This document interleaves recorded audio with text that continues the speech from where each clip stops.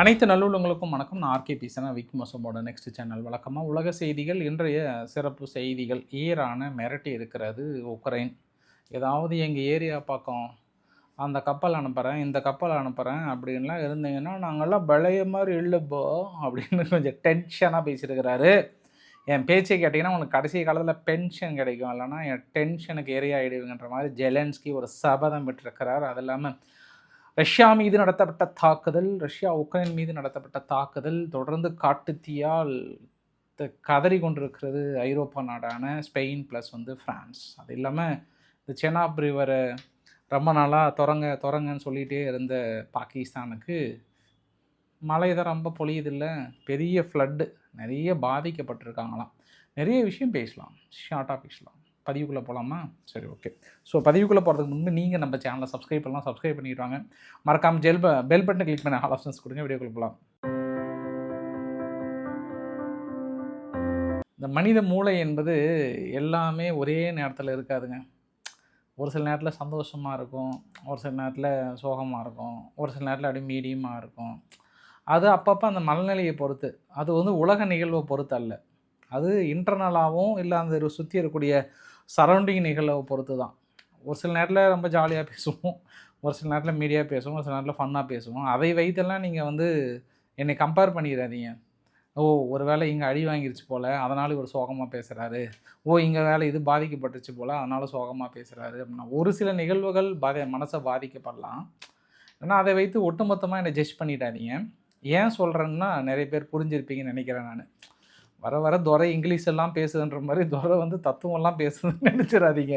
சரி, நேற்று உக்ரைன் நடத்தப்பட்ட தாக்குதல், உக்ரைன் மீது நடத்தப்பட்ட தாக்குதல் ரஷ்யா கொஞ்சம் பதற்றமாக தான் இருந்தாங்க. கியூ ரீஜியன்லேயும் மற்ற ரீஜியன்லேயும். ஃபஸ்ட்டு கியூ ரீஜியனில் ஒரு 7 இடத்துல தாக்கல் நிகழ்த்தப்பட்டிருக்கிறது.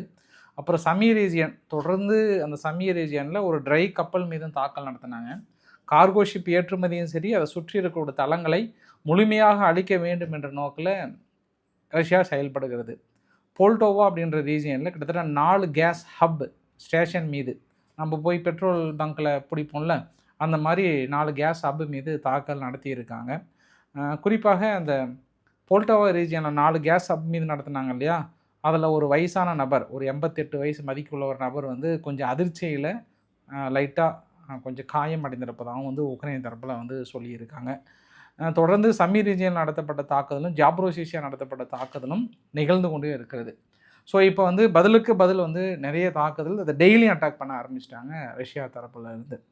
இந்த தாக்குதல்லாம் தாண்டி ஜெலன்ஸ்கி தரப்பில் என்ன சொல்கிறாருன்னா, இந்த காஸ்பியன் சீன்னு சொல்லிட்டு அமெரிக்கா அந்த பகுதியில், அதாவது ஈரானுடைய போர்ட் இருக்கக்கூடிய பகுதியில் தாக்கல் நடத்தினாங்க.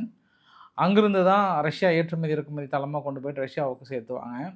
அந்த போர்ட்டில் இருந்து ஏதாவது ஏற்றுமதி பண்ணிட்டு வந்தீங்கன்னா ஈரான் உங்களை அடிச்சுடுவோன்ட்டாங்க. யார்? ஈரானுக்கு நேரடி மிரட்டல் விடும் உக்ரைன்.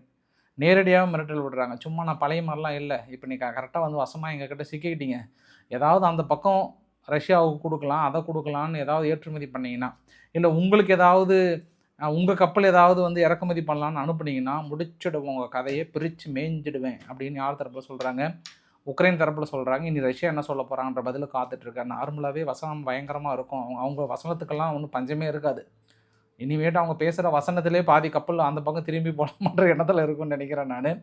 சரி, தலைவர் நேரடியாக ரஷ்யாவை இழுக்கிறாரு. நீ ரஷ்யான்ற மாதிரி ஈரானை நேரடியாக இழுக்கிறார். ஒன்று. இரண்டாவது என்னென்னா, சுமார் மறுபடியும் ஒரு 1200 கிலோமீட்டர் தள்ளி டைமன் அப்படின்ற ஒரு ஆயில் ரிஃபைனரி ஒன்று, ஃபியூவல் அண்ட் லூப்ரிகண்ட் அப்படின்னு சொல்லுவாங்க. அந்த இடத்துல ரஷ்யானுடைய ஒரு பிக்கஸ்ட் ப்ரொடக்ஷன் யூனிட் அப்படின்னு சொல்கிறாங்க. அந்த யூனிட் மீது அடி என்று அடித்து விட்டார்கள். இந்த அடி என்று அடித்ததில் பெரிய அளவுக்கான பாதிப்புகளை ஏற்படுத்தியிருக்கிறது. மற்றொரு வைல்டு ஃபயர் குடோன் மீது நடத்தப்பட்ட தாக்குதல், சுமார் 1660 கிலோமீட்டர் தள்ளி தாக்கல் நடத்தியிருக்காங்க. இந்த தடவை என்ன பண்ணாங்கன்னா, நாங்கள் பக்கமே தாக்கல் நடத்துறதுனால எங்களை நீங்கள் டம்மி பீஸுன்னு நினச்சிடாதீங்க, நாங்கள் ஒரிஜினல் பீஸு, தள்ளி அடிக்கிற பாருன்னு சொல்லிட்டு ஒரு 1600 கிலோமீட்டர் தள்ளி அடிச்சிருக்காங்க. அதுவும் என்ன ஆச்சுன்னா, இவங்க அந்த ராக்கெட் சுட்டு வீழ்த்திட்டாங்க, ஆனால் அந்த விழுந்த பகுதிகள் செதறி இருக்குது பார்த்தியா, அது தீப்பற்றி பிடிக்க ஆரம்பிச்சிருச்சு. அது இல்லாமல் இன்னொரு தாக்குதலும் நிகழ்த்தியிருக்காங்க. அதனால் பெருத்த சேதாரம் அடைந்திருக்கிறது ரஷ்யா சார்பாகவும். இந்த ஃபெர்ட்ரோ ஏற்கனவே டிஃபென்ஸில் முக்கிய பொறுப்பில் இருந்தார் இல்லையா ஃபெட்ரோ அவர்கள் இத்தாலி கூப்பிட்றாங்க, வாங்க இத்தாலியோட டிஃபென்ஸ் மினிஸ்டர் வந்து வாங்க, உங்களுடைய சேவை எங்கள் நாட்டுக்கு தேவை. இந்த மாதிரி ஆளை போயிட்டு அவர் எப்படி உதறி தள்ளுறாருன்னு எனக்கு தெரியல. எங்கள் நாட்டில் வாங்க, நாங்கள் உயரிய பொறுப்பு கொடுக்குறோம், எங்கள் டிஃபென்ஸை வளர்த்தி கொடுங்க அப்படின்னு ஃபெட்ரோ அவர்களுக்கு ஒரு கோரிக்கை வைத்திருக்காங்க. அதை ஃபெட்ரோ அவர்கள் ஏற்றுக்கிறாரா என்னன்னு தெரியல. ஆனால் இன்றும் அவருக்கு ஆதரவான போராட்டம் 9வது நாட்களாக நீடிக்கிறது, மிகப்பெரிய அளவுக்கு நீடிக்கிறது, நீடித்து கொண்டும் இருக்கிறது. அதனால் அவருக்கான ஆதரவு மனநிலை எப்படி போகிறாங்கன்னு தெரியல. ஏன்னா இன்னொரு குற்றச்சாட்டு கூட வைத்தாங்க.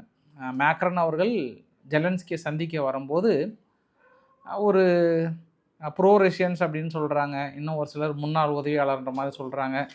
2 பேருமே வந்து ட்ரக்கு வந்து யூஸ் பண்ணாங்க. ட்ரக்குன்னா தடை செய்யப்பட்ட கொகைன் கூட யூஸ் பண்ணாங்கன்ற குற்றச்சாட்டு அடிப்படை ஆதாரமற்றது. எனக்கு கொகைன்னா என்ன கலர் இருக்குன்னு கூட தெரியாதுன்றாரு ஜெலன்ஸ்கி. வெள்ளை கலரா இல்லை சிவப்பு கலரா இல்லை மஞ்சள் கலரான்னு தெரியாது, இந்த கொகைன் பயன்படுத்தான்னு தெரிந்தால் நான் பவுட்ரு கூட அடிக்கிறதில்லன்னுவார் அவர் இன்னும் கொஞ்ச நாளாக. ஏன்னா அதுக்கு எனக்கு ரொம்ப சம்மந்தம் இல்லை அப்படின்றாரு. ஏன்னா தொடர்ந்து அவர் மீது இந்த கொகைன் மாதிரி பயன்படுத்துகிறாங்கன்ற குற்றச்சாட்டு இருக்க தான் செய்யுது. பட் அவர் மறுக்கிறார், ஆணித்தனமாக மறுக்கிறார். இன்று உக்ரைன் உடைய உளவுத்துறை என்ன பண்ணியிருக்காங்க, டினிப்ரோனுடைய பக்கத்தில் ரஷ்யாவுடைய ஸ்டார்லிங்க் நிறைய வாங்குறது ரிஜிஸ்டர் பண்ணி இங்கே லோக்கல் வில்லேஜில் இருக்கக்கூடிய நபர்கள்லாம் இருக்காங்கள்ல, அவங்களுக்கு ரிஜிஸ்டர் பண்ணி ரஷ்யாவை கொடுத்துறது. அவங்களுக்கு தேவை ரிஜிஸ்டர்டு சிம்மு தானே, அது மாதிரி ரிஜிஸ்டர் பண்ணி கொடுக்குறாங்க. இவங்க என்ன பண்ணியிருந்தாங்க எத்தனை நாளாக, இந்த ஸ்டார்லிங் நெட்வொர்க் வந்து யாரெல்லாம் ரஷ்யன் நேமில் இருக்குதோ ஈஸியாக டிஸ்மேண்டில் பண்ணிட்டாங்க அங்கே சொல்லி, அமெரிக்கா கிட்ட சொல்லி. இப்போ இங்கேயே ரிஜிஸ்டர் பண்ணி அதுக்கப்புறம் ஸ்டார்லிங்கை கொண்டு போய் கொடுத்துறது. அதனால் கொஞ்சம் அதை கண்டுபிடிச்சி தேடி நாங்கள் பிடிச்சி முடிச்சுட்டோம் அப்படின்ற மாதிரி வந்து சொல்லியிருக்காங்க ஒன்று. 2வது, கசகஸ்தான் கிட்ட ரஷ்யா மிகப்பெரிய ஒப்பந்தம், அதாவது கிராஸ் பார்டர் டெர்மினல் அப்படின்னு சொல்கிறாங்க. இது வந்து கிராஸ் பார்டர் அக்ரிமெண்ட் அப்படின்னா பெரும்பாலும் இனி ரஷ்யா என்ன பண்ணுறாங்க, சரி ரஷ்யா கிட்ட தான் எண்ணெய் வாங்குறதில்ல, ஆனால் கசகஸ்தான்கிட்ட ஐரோப்பா வாங்குறாங்க, ஒன்றும் பிரச்சனை இல்லை. அதனால் அங்கே கசகஸ்தானுடைய இருக்கக்கூடிய ஆயில் டெர்மினல் அங்கே இருக்கு இல்லையா, சுத்திகரிப்பு நிலையங்களுக்கு குரூடாயிலாக அவங்கக்கிட்ட ஒரு விலைக்கு பேசிட்டு கொடுத்து அவங்க மற்ற கண்ட்ரிங்களுக்கு ஏற்றுமதி பண்ணலாம் அப்படின்ற மாதிரி வந்து சொல்லியிருக்காங்க. அதனால் கிராஸ் பார்டரில் ஒரு 70% கான்ட்ராக்ட் கிட்டத்தட்ட 2 கண்ட்ரிகளுக்கும் வந்து ஒப்புதல் ஆகிருக்கு. மேஜராக ஒரு ஜாயிண்ட் ப்ராஜெக்ட் வந்து ஒரு 30 இடத்துக்கு மேலே உருவாக்குறாங்க. ஒரு 50 பில்லியனுக்கு மேலே டோட்டல் ப்ராஜெக்ட் வந்து உருவாக்குறாங்க. என்ன இப்போ ஐரோப்பா மீதி எல்லா நாடுகளுக்கு என்னென்னா ரஷ்யா கிட்ட தான் வாங்க மாட்டாங்க, கசகஸ்தான் கிட்டலாம் வாங்குறாங்க இல்லையா. அதனால் நம்மளுக்கு எதுக்கு வம்பு, நம்ம கசகஸ்தான்கிட்ட கொடுத்துடலாம், அவங்க விற்றுக்கிட்டோம் அந்த ஆங்கிளில் நெருங்குறாங்க. ஆனால் உங்களை இப்போ ஜெலன்ஸ்கி விட்டால் தானே, அவர் தான் அடி என்று அடித்து கொண்டு இருக்கிறாரு.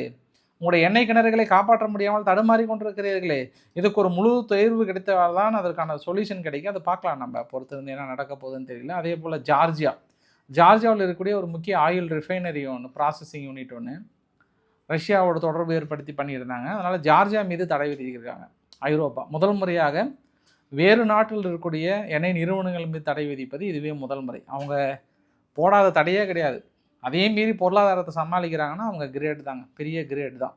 அப்புறம் அந்த காட்டுத்தீ, ஃப்ரான்ஸும் சரி இத்தாலியும் சரி, அது தொடர்ந்து பெரிய அளவுக்கு பயணிக்குது. மறுபடியும் ஸ்பெயின்லேயும் காட்டுத்தீன்ற மாதிரி வந்து கேள்விப்பட்டேன்.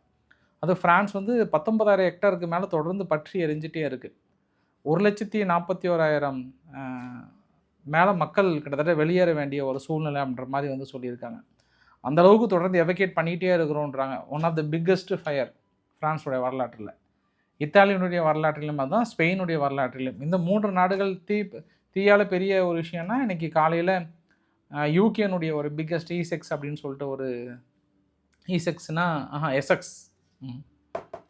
எசெக்ஸ் அப்படின்னு சொல்லிட்டு ஒரு கம்பெனி ஒன்று எப்படி வெடிச்சது, என்ன ஆனது, ஏதாவது தாக்கல் நடத்தினாங்களானே புரியாத புதிராக இருக்காங்க.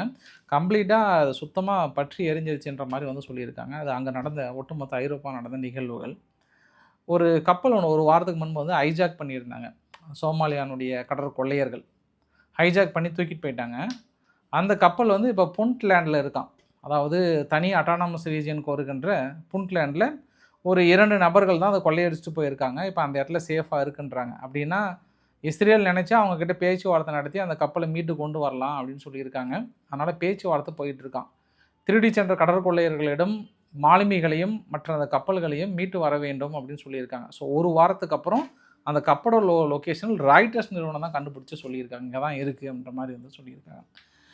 2 பஸ்ஸு சிரியாவுக்குள்ளார டயர் ரிசோர் பகுதியில் நேருக்கு நேர் மோதினதில் 35க்கு மேற்பட்ட மக்கள் இறந்து போனதாக சொல்கிறாங்க. பெரிய துயர சம்பவமாக அனௌன்ஸ் பண்ணியிருக்காங்க சிரியாவுக்குள்ளார.